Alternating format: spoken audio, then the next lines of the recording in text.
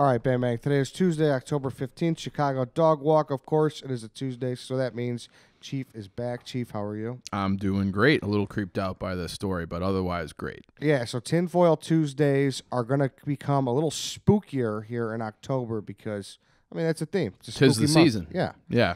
Spooky month. So we are starting out with a story, yes, that's very spooky. Is it called The Watcher? Is that what the story's called? What's the best way to sum it up? Yeah, I think you can call it The Watcher. I think The Watcher would appreciate that, but it's about essentially the haunting and maybe the stalking of this house on 647 Boulevard in a town called Westfield, New Jersey, which is like a suburb of New York City. So that's kind of where it starts, and it adds like a layer of the creepiness to it, for me at least, because it's, if you look at the house and you look at the town, it's like this idyllic, like suburban. It was ranked the 30th safest city in America. It's just, it looks like, wow, like you want to raise your family there. Like that's the place to buy a house. Yeah, just like a normal suburb. Mm-hmm. It looked like a normal, quiet suburb.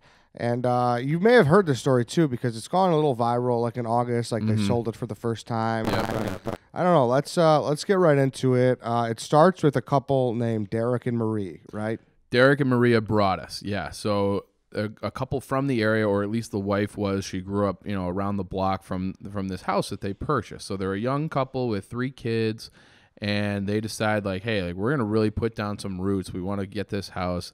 So they find a 6-bedroom home, like we said, in Westfield. Beautiful house, old house, like classic looking, and they buy it. $1.3 million, so big investment. And right as they close on the deal, and then 3 days later, the husband is at the house just kind of checking things out and finds a letter. And it says, it's addressed to the new neighbor.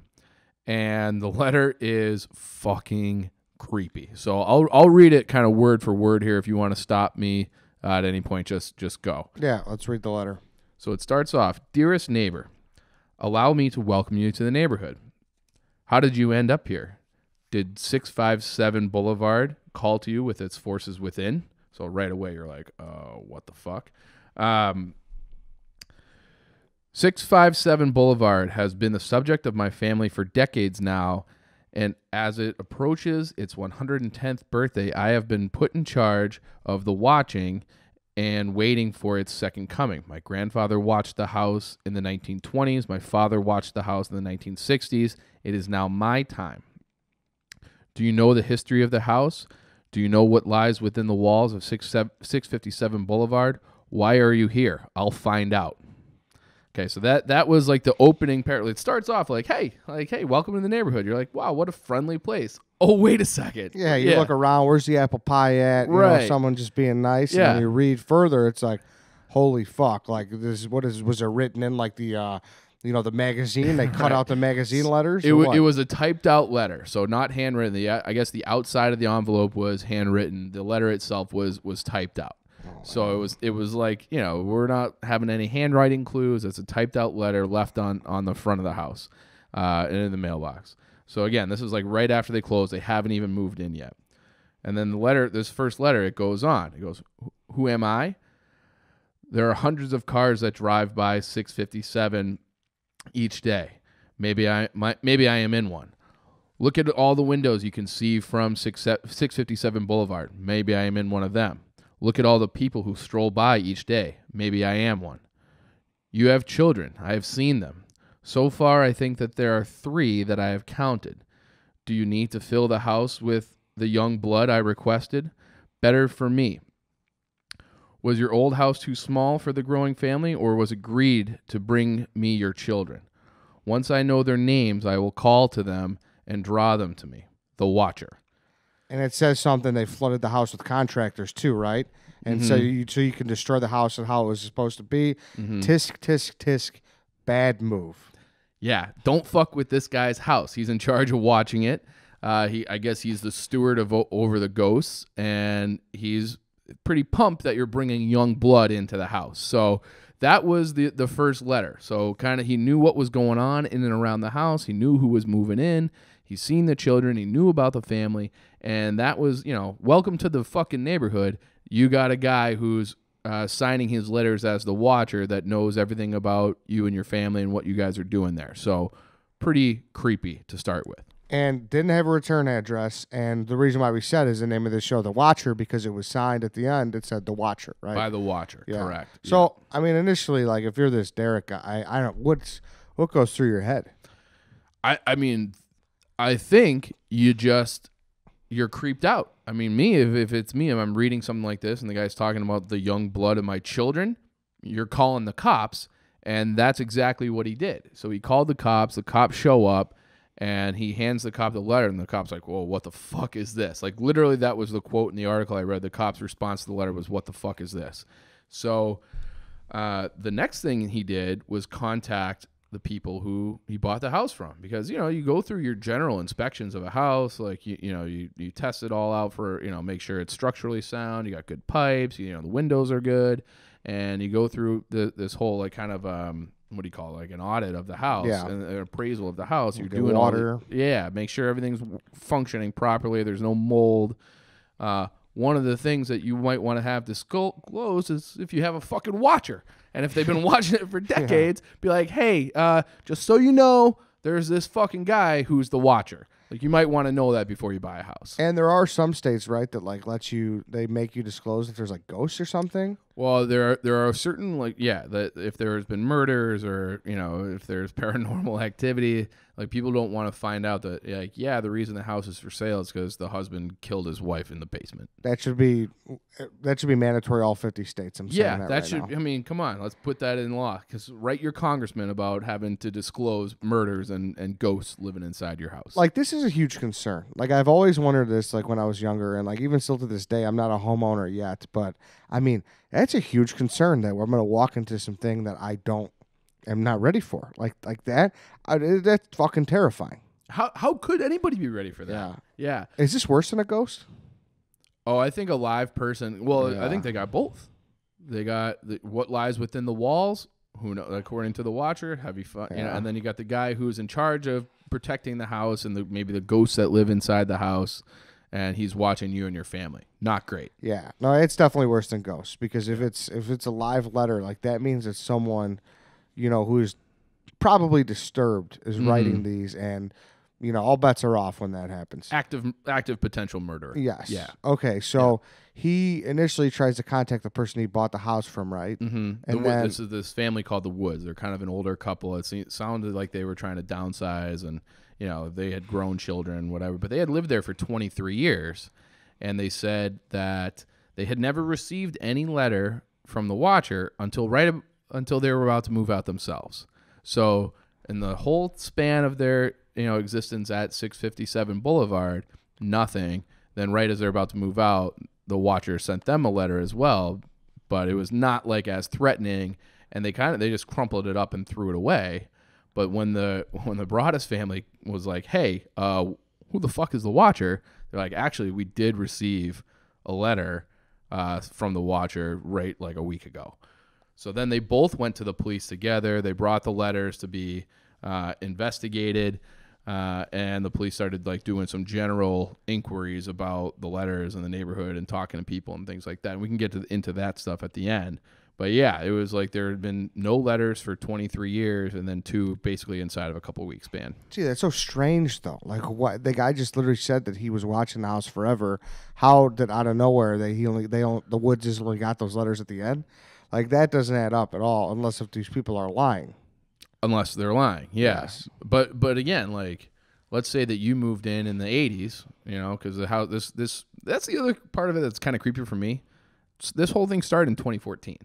Like, usually we talk about these things as like, this was in the 70s. Like, we didn't know anything. It's like, this guy, whoever the watcher is, might just listen to this podcast. Yeah. Like, maybe he starts watching us. That part kind of creeps me out a little bit. Very creepy. Because I'm a big fan of, like, all the, I mean, it's an interesting kind of genre. Like, the Amityville horror, like, it's so interesting to me. And, like, and that was, a long time ago. So, yeah, it is crazy that it's so modern, for sure. It's going on right now. Yeah. Okay. So then what happens after they confront the Woodses, the family that lived in the house prior to that? Yeah. So they're, they decide, like, we're not really ready to move in. The husband goes back, Derek Broaddus goes back to the house and notices that there's a second letter. So now they haven't moved in, but they've been bringing the kids around the house, still mulling over, like, are we going to do this? Are we going to move in? And the second letter goes into detail about their family. So now the letter describes they have, like, the birth order and nicknames for the various kids. He mentioned a daughter who was painting on the back porch and asked, is she the artist of the family? Can I read the second letter? Yeah, I can get into that now. All right, cool. Well, let me read it real quick. Then. Okay. That's fine. All right, so here's what the second letter says. 657 Boulevard is anxious for you to move in. It has been years and years since the young blood ruled the hallways of the house. Have you found all the secrets it holds yet? Will the young blood play in the basement, or are they too afraid to go down there? I would be very afraid if I were them. It is very far away from the rest of the house. If you were upstairs, you would never hear them scream. Will they sleep in the attic, or will you all sleep on the second floor? Who has the bedroom facing the street? I'll know as soon as you move in. It will help me to know who is in which bedroom.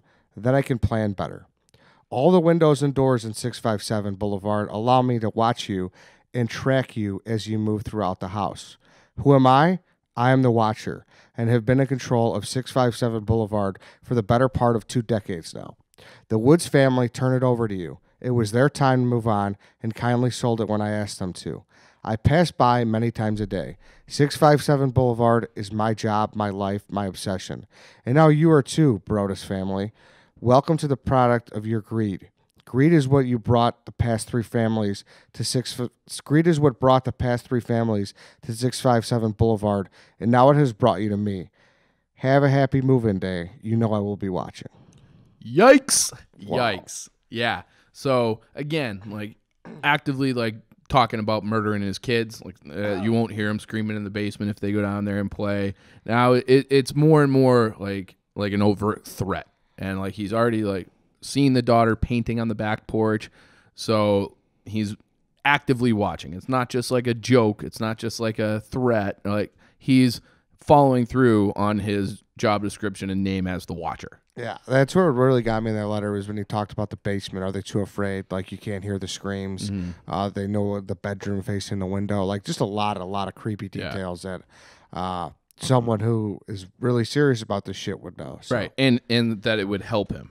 Like it'll help me to know who's sleeping where. Help you with what? With the murders? What are you doing? Are you watching? Are you murdering? Like what's going on? So yeah, the whole that second letter, like you thought the first one was bad, really like turned it up a notch. Yeah, so maybe you could overlook the first one as like a prank or something like that. You can't overlook that one. No.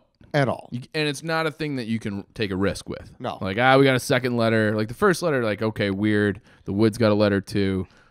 Let's just, you can't, and like this is a suburb in Jersey. Like I'm pretty sure he was like a banker in like New York. Sure, right? yeah, I'm so sure. he's gonna be traveling to Manhattan. He's gonna leave the kids there and everything with his wife. Like, For sure not. That's just something you can't do. Right. But I mean, real quick though, before anything else, I will tell you what though that maybe could have cheered them up if you got them some JP Graziano's. Okay. Yeah. So JP Graziano's 901 West Randolph, jpgraziano.com. Go check them out for your catering needs, Chief.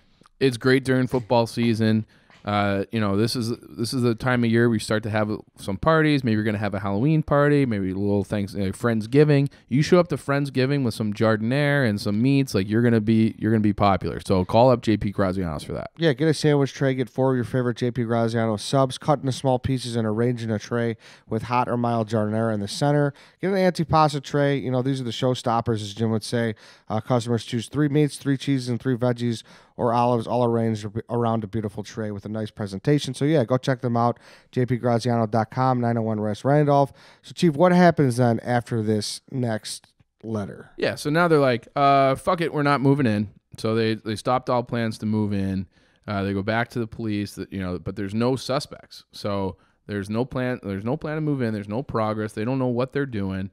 And, it's several weeks later that a third letter arrived. And do you have that third letter in front of you? Third letter, yeah. 1 second right now. So this was when, is this the one with the house is crying through all its pain? Yeah. Okay, so then the third letter comes, and here's what it says. The house is crying from all the pain it is going through. You have changed You have changed it and made it so fancy. You are stealing its history. It cries for the past and what it used to be in the time when I roamed its halls. The 1960s were a good time for 657 Boulevard when I ran from room to room, imagining the life with the rich occupants there. The house was full of life and young blood. Then it got old, and so did my father, but he kept watching until the day he died. And now I watch, and I wait for the day when the young blood will be mine again. Woof.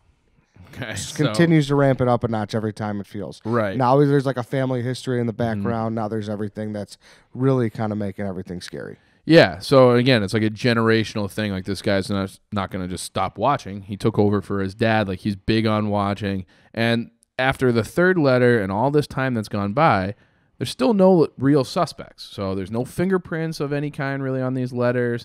There's no way to do, like we said, the handwriting investigation because it's all typed. There's nothing. It's like the guy who's the watcher knows what he's doing. So, and like that letter where he's talking about like he was roaming the halls and exactly. What is going on? Are you a ghost? Is the watcher a ghost? Like what is going on? Can ghosts write letters? Yeah. So he's writing these things. So this is we're on the third letter now. He is still not moved into the house, right? Correct. And now they've taken it a step further. They've decided to sell the house. The family's just like, we can't do this. Like we're going to sell the house. And they also decide that they're going to sue the Woods family because now they're like, hey, there's no way that we've gotten 3 letters and the Woods family, who lived there for 23 years, didn't know about the watcher. Seems impossible. And like we said, if you're selling a house, you better goddamn disclose if you got a watcher. For sure. Yeah. For sure. So but when you sue the family, that becomes public record. Okay. So that is when this story really kind of started to go viral because a reporter went in and was like, oh, I'm going to just kind of look at this story where the family's suing over 657 Boulevard. And then in the lawsuit, they had excerpts of the letters that they had received. And they posted it. And now this is, I think we're into either late 2014 or 15. Now the story kind of explodes. So it's like everybody kind of knows. So now the Broaddus family can't sell it because nobody wants to move into a house with a watcher. So yeah, and here's kind of where the human element kind of takes place. Like with the neighborhood gets involved and, everyone gets kind of, there's town hall meetings and everything. And I want to save that for part 2 because we're already kind of at the end here. Okay. So, all right. So we'll stop this right here. That's kind of, we introduced you to the creepy side, kind of cast the story on you. And then here in part 2 tomorrow, we're going to talk about what's going on with the, the whole human element and selling the house. So that's it for today, everybody. We will catch you tomorrow.